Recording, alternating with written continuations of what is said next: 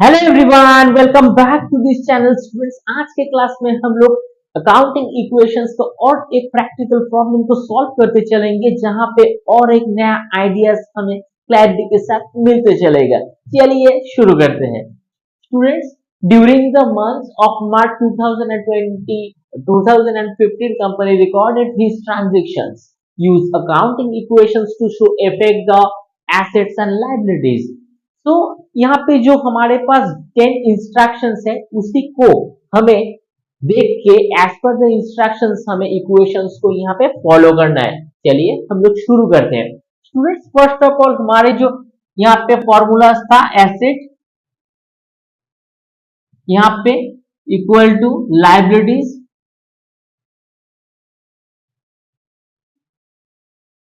Plus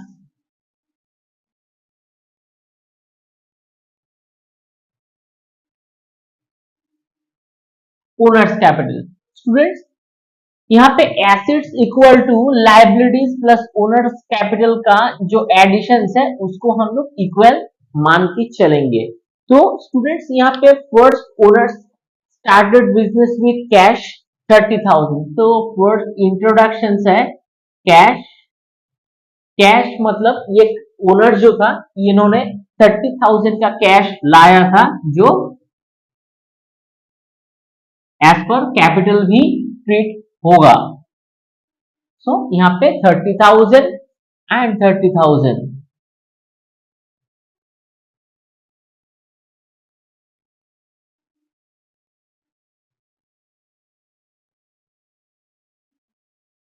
ठीक है, तो स्टूडेंट्स यहाँ पे बिल्कुल जो हमारे अकाउंट इक्वेशंस है फिलहाल यहाँ पे सेम है। यहाँ पे भी हमें एसेट्स की साइड में भी 30,000 मिल रहा है और ओनर्स कैपिटल के साइड में भी 30,000। नेक्स्ट पॉइंट पेड रेंट, हमें रेंट फंड पे यहाँ पे करना पड़ेगा 1,000 रुपीज। अगर रेंट पे होता है ना तो स्टूडेंट्स ये कैश से सब्ट्रैक्ट होता है, एसएमएस ये कैपिटल से भी सब्ट्रैक्ट होता है। सो दैट इज व्हाई यहाँ पे 29,000 जो है ये रेंट पे करने की बाद हमारे पास यहाँ पे बैलेंस रहेगा as per the capital prospect. ठीक है, यहाँ पे भी 29,000 हमारे पास यहाँ पे बैलेंस रहेगा। ठीक है, नेक्स्ट पॉइंट जो है purchase machinery on credit. Credit में हमें मशीनरी को खरीदना है। तो अगर क्रेडिट में मशीनरी खरीदना है तो हम लोग यहाँ पे एक मशीनरी का सेगमेंट करते चलेंगे और यहाँ पे हमारे पास 7,000 का मशीनरी भी आ गया है। लेकिन स्टूडेंट्स एक चीज यहाँ पे हम लोगों को देखना पड़ेगा कि वो क्रेडिट में हम लोग परचेस करें, यानी अब तक उसको उसके जो पैसे हैं हम लोग चुकाए नहीं है। सो दैट इज व्हाई यहाँ पे लाइबिलिटी साइड में ना हम लोग क्या करेंगे, यहाँ पे क्रेडिटर्स का एक सेगमेंट यहाँ पे जरूर लिखेंगे और यहाँ पे जो है ये 7,000 रुपीज है, ये क्रेडिटर्स के हिसाब से होगा। ठीक है, तो चलिए इसको हम लोग सेगमेंट्स के अंदर देखते हैं कि इसका इक्वेशन सेम होता है कि नहीं। 29,000 प्लस 7,000, यहाँ पे भी 7,000 प्लस 29,000। ओके स्टूडेंट्स, ये भी कंप्लीट है। परचेस टूल्स वर्थ 800, यहाँ पे टूल्स को खरीदा गया। सो हम लोग यहाँ पे लिखेंगे टूल्स कितने रुपए का, 800 रुपीज का। ये जो 800 रुपीज का हम लोग टूल्स खरीदे हैं ना, ये टूल्स इसका जो पैसा है ये कैश से डिडक्शन होगा। सो यहाँ पे हम लोग क्या कर देंगे, इसको डिडक्शंस कर देंगे। चलिए स्टूडेंट्स यहाँ पे 29,000 था माइनस 800 का हमें टूल्स खरीदना था। सो 28,200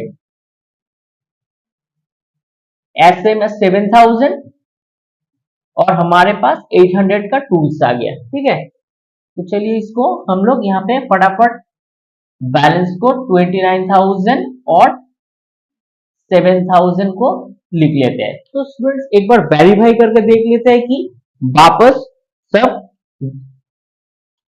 दोनों जो साइड है ये बिल्कुल सेम होना चाहिए। सो 36,000 और यहाँ पे भी 36,000। स्टूडेंट्स आप भी खुद से एक बार वेरीफाई जरूर कर लेना। Okay, next point, advertisement expenses. Students अगर एक्सपेंसेस होता है तो ऑब्वियसली ये कैश के साथ, कैश से डिडक्शंस होगा। सो ये जो एडवर्टाइजमेंट एक्सपेंसेस है ये कैश से होगा, मतलब ये 900 rupees deductions from the cash segments and also capital segments. So 900 rupees यहां से भी हम लोग डिडक्शंस कर देंगे। सो 29,000 माइनस 900, सो 28,000 एंड 100, और यहाँ पे 7,000 एज यूजुअल जो है वो हम लोग यहाँ पे लिख देंगे। सो प्लस 800 प्लस 7,000, और यहाँ पे 28,000 and 200 minus 900, so 27,000 and 300, 27,000 and 300। तो स्टूडेंट्स एक बार चलिए फटाफट से वेरीफाई करके देख लेते हैं कि हमारा जो एसेट एंड लाइबिलिटी साइड ये बिल्कुल सेम है क्या।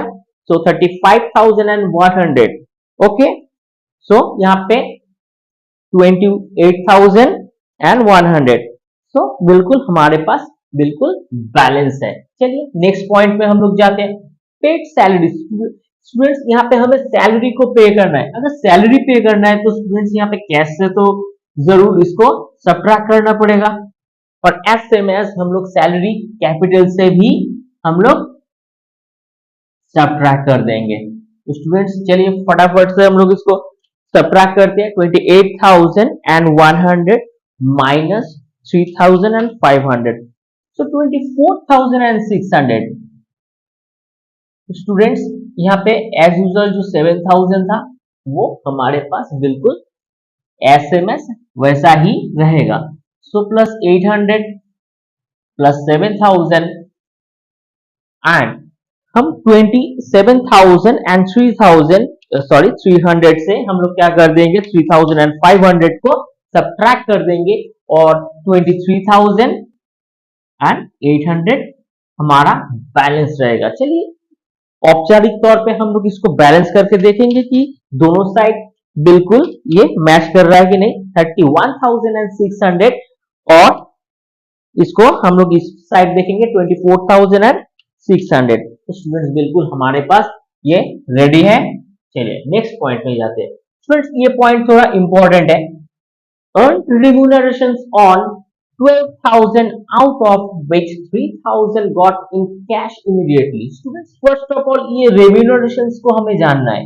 What is the exact definitions of the remuneration? Students, remuneration का मतलब ये होता है सम्मान के साथ कोई अगर जॉब करता है कुछ दिन के लिए, कुछ घंटों के लिए, कुछ सप्ताह के लिए, फिर जाके वो फर्म को छोड़ देता है, वो अगर स्पेशल गेस्ट है जो काम करने के लिए ही उसमें स्पेसिफिकली अपॉइंट की गई थी, तो उनको जब वो डे बेसिस के हिसाब से, वीक बेसिस के हिसाब से, एक फीस बेसिस के हिसाब से उनको हम लोग प्रेजेंट करते हैं, तो वो हो जाता है रेम्यूनरेशन। ओके, जैसे चार्टर्ड अकाउंट अगर कोई आता है, कॉस्ट अकाउंट कोई अगर आता है, तो वो कंपनी के अंदर कुछ 5 दिन, 10 दिन, 15 दिन, 25 दिन मैक्स टू मैक्स उनका काम रहता है। तो 25 दिन के हिसाब से, अगर 15 दिन के हिसाब से, अगर 10 दिन के हिसाब से उसको पेमेंट करने जाऊं तो वो तो 30 डे के हिसाब से पूरता नहीं है। सो दैट इज वाई हम लोग क्या करते हैं, उनको एक सम्मानित तौर पे एक फीस प्रोवाइड करते हैं जिसे हम लोग रेम्यूनरेशन बोलते हैं। ठीक है, वो सैलरी की तरह ही होता है, लेकिन सैलरी कभी नहीं उसको हम लोग उसको कंसीडर करते हैं, उसको सिर्फ और सिर्फ रेम्यूनरेशन यानी सम्मान के साथ किसी फीस को अगर हम लोग देते हैं तो वो रेम्यूनरेशन होता है। ठीक है, जैसे डॉक्टर को कभी हम लोग सैलरी नहीं दे सकते, डॉक्टर को कभी हम लोग वेजेस नहीं दे सकते, ठीक है, कभी उनको रेंट नहीं दे सकते, उनको फीस दे सकते। ठीक वैसे ही किसी वेरी इंपॉर्टेंट अगर गेस्ट हो जो हमारे अकाउंटेंट के हिसाब से कोई स्पेसिफिक सम्मान के साथ उस पोस्ट को होल्ड करते हैं कुछ ही समय के लिए, तो वो जो अगेंस्ट में हम लोग पैसा पे करते हैं, पेमेंट को हम लोग रेम्यूनरेशन बोलते हैं। ठीक है स्टूडेंट्स, तो चलिए, तो रेम्यूनरेशन 12,000 का एक रेम्यूनरेशन हम लोग अर्न करी, ठीक है, लेकिन उनमें से 3000 रुपीज इमीडिएट हमें मिल गया है, और बाकी जो है वो बाकी जो बैलेंस है वो हमें बाद में मिलेगा। अगर बाद में मिलेगा तो हम लोग क्या कर देंगे, डेटर्स, तो डेटर्स के हिसाब से हम लोग ट्रीट करेंगे। यानी 12 में से 3000 रुपीज हमें मिलता है, सो 9000 rupees will be pending, will be getting from somebody, तो वो ट्रीट होगा डेटर्स के हिसाब से। तो एसएमएस कैपिटल में हमारे पास 12000 रुपीज ऐड होगा। ठीक है स्टूडेंट्स, तो चलिए इसको हम लोग ऐड कर देते हैं फटाफट से। 24,600 प्लस 12,000, so 36,600 इक्वल टू 7,000। ठीक है, तो चलिए इसको भी हम लोग करके देखते हैं कि इसका बैलेंस कितना आता है। तो स्टूडेंट्स यहाँ पे 26,800 प्लस 7,000 प्लस 800 प्लस 9,000। ठीक है, तो चलिए स्टूडेंट्स एक बार फटाफट से हम लोग इसको वेरीफाई कर लेते हैं। 26,800, 7,000, ओके, 9,800, तो बिल्कुल ये साइड भी हमारे बैलेंस एकदम ओके है। Next point, paid 5,500 rupees to machinery supply. Okay, machinery supply जिनके थ्रू हमारे पास आया था, तो वो मशीनरी हम लोगों ने यहाँ पे क्रेडिट परचेज करी थी। ठीक है, हम लोग जो नंबर 3 का जो एंट्री था यहाँ पे 7,000 का मशीनरी जो था वो क्रेडिट में हम लोग खरीद परचेज करी थी, उस समय हम लोग पेमेंट नहीं करी। तो अभी क्या करेंगे, हम लोग पेड 5,500 रुपीज वो सप्लायर को हमें देना है। चलिए उसको पैसा दे देते 5,500 रुपीज, सो माइनस 5,500, तो यहाँ पे भी माइनस 5,500, so 36,600, 1,500, तो सेम एज यहाँ पे प्लस 9,000 प्लस 800 प्लस 7,000 और 26,800 माइनस 5,500, so 21,300। तो स्टूडेंट्स चलिए हम दोनों साइड को एक बार वेरीफाई कर लेते हैं।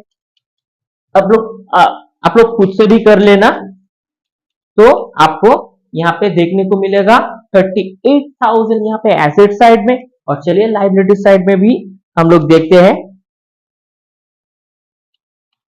तो स्टूडेंट्स बिल्कुल हमारे पास ये बैलेंस भी बिल्कुल सेम है। चलिए नेक्स्ट पॉइंट को हम लोग करते हैं।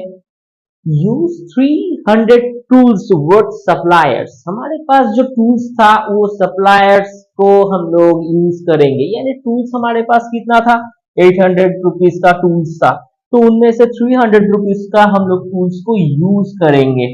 ठीक है, अगर 300 रुपीज का टूल्स यूज होगा तो ये कैपिटल से भी डिडक्शन होगा, -300, सो 363।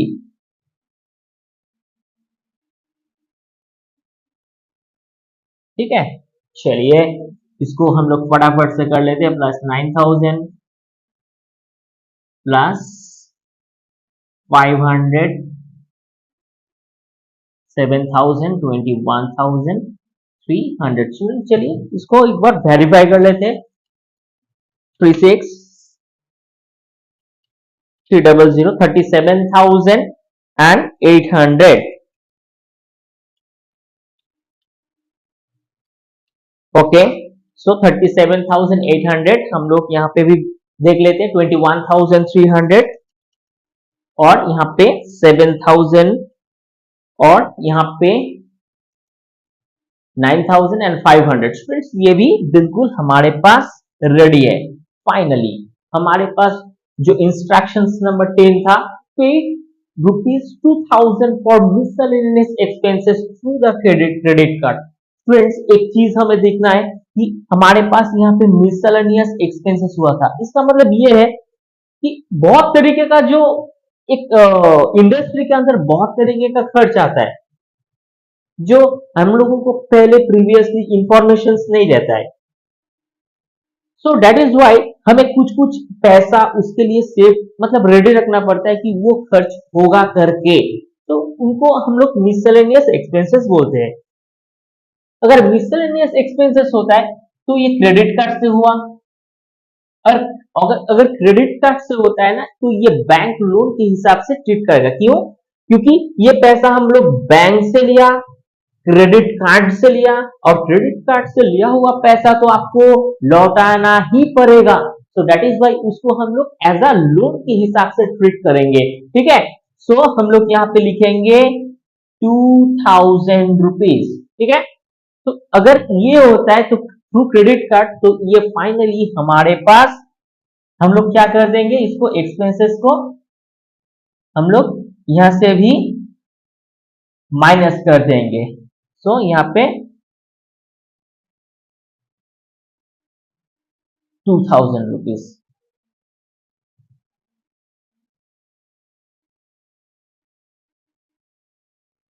तो स्टूडेंट्स यहाँ पे चलिए हम लोग इसको वेरीफाई कर लेते हैं। 36300 माइनस यहाँ पे 34,300 प्लस 2000 इक्वल टू 1500। सो इनको हम लोग ऐड कर देंगे। तो चलिए इसको हम लोग एक बार देख लेते हैं। 21,300 प्लस 7,000 प्लस 500 प्लस 9,000। तो चलिए स्टूडेंट्स इसको भी हम लोग क्या कर देंगे, ऐड कर देंगे। 21,300 7,000 प्लस 500 प्लस 9,000।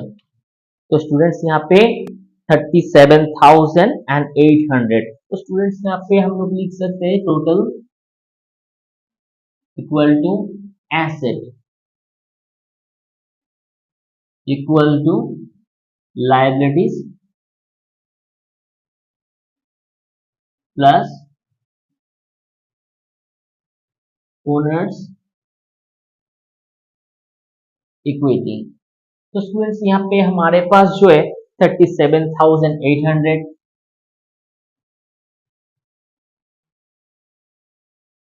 इक्वल टू हमारे पास लाइबिलिटीज जो है 3,500 और प्लस कर देंगे। यानी हमारे पास अगर यहाँ पे 37,800 रुपीज है, इससे ना हम लोग क्या कर देंगे, हमारा जो लाइबिलिटीज है, ठीक है, लाइबिलिटीज कितना है 3,500 रुपीज का।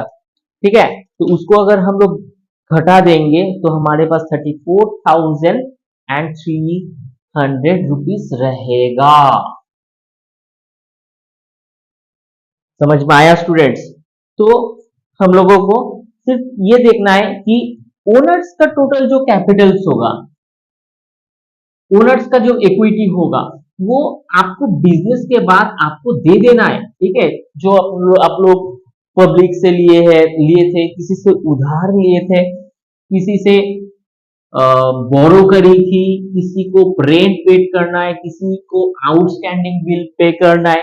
ठीक है, हर एक सेगमेंट्स के अंदर आपको ना उस पैसे को लौटाना पड़ेगा और उसको ही लाइबिलिटीज बोला जाता है। ठीक है, क्योंकि लोन लेके अगर क्रेडिट कार्ड से कुछ शॉपिंग आप करोगे तो आपको उस में वो पैसा को रीपे करना पड़ेगा। ठीक है, तो वो जो रीपे वाला पैसा होगा वो कैपिटल से डिडक्शन होगा। आप इसका स्क्रीनशॉट ले लो।